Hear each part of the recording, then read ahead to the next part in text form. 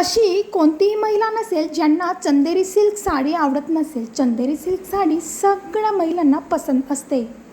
कोणतेही वयोगट असलं तरी चंदेरी सिल्क साडी सगळ्यांना शोभून दिसते.